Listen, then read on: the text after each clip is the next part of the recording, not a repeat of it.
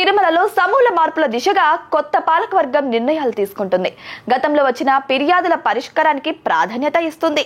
సామాన్యులకు దర్శనం సులభంగా అయ్యేలా కార్యాచరణ సిద్ధం చేస్తుంది. అదే సమయంలో తిరుమలలో పనిచేస్తున్న అన్య మతస్థులను తొలగించేందుకు రంగం సిద్ధం చేసింది. దర్శనం కోసం భక్తులు ఎక్కువసేపు వేచి చూడకుండా 2 లేదా 3 గంటల్లోనే దర్శనం అయ్యేలా ఒక నిపుణుల కమిటీని ఏర్పాటు చేయాలని నిర్ణయం తీసుకుంది కొత్త పాలక మండలి. అదే విధంగా తిరుమలలో రాజకీయాలు మాట్లాడే వారిపై, ప్రచారం చేసే వారిపై చర్యలు తీసుకోవాలని నిర్ణయించింది. తిరుపతి స్థానికులకు ప్రతి నెల మొదటి మంగళవారం శ్రీవారి దర్శనం కల్పించేలా ప్రతిపాదనకు టీటీడీ ఆమోదముద్ర వేసింది. శ్రీవాణి ట్రస్ట్ పై విమర్శలు ఉండడంతో ఆ పేరును మార్చేందుకు సాధ్యాలను పరిశీలించి వచ్చే సమావేశంలో ఒక రిపోర్ట్ ఇవ్వాలని అధికారులకు సూచననిచ్చింది.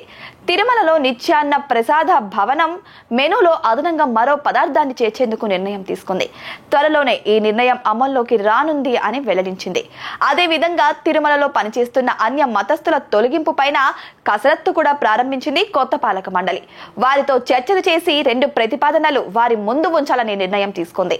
అన్య మతస్థులైన ఉద్యోగులను ప్రభుత్వంలోని ఇతర శాఖలకు కేటాయిస్తామని, లేదంటే స్వచ్ఛంద పదవి విరమణ అవకాశం కల్పిస్తామనే ప్రతిపాదనలు వారి ముందు ఉంచనుంది. టీటీడీ ఎస్వీబీసీలో దాదాపు 45 మంది అన్య మతస్థులు ఉన్నట్లు గుర్తించారు.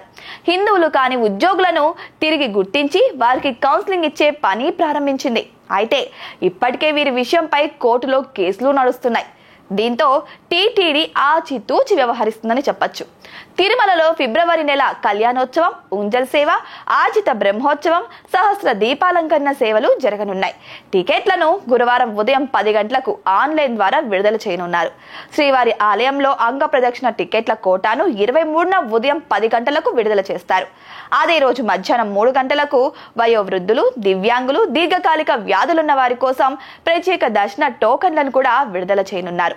24వ తేదీ ఉదయం 10 గంటలకు ₹300 ప్రత్యేక ప్రవేశ దర్శన టికెట్ల కోటాను విడుదల చేయనున్నట్లు కూడా అధికారులు వెల్లడించారు.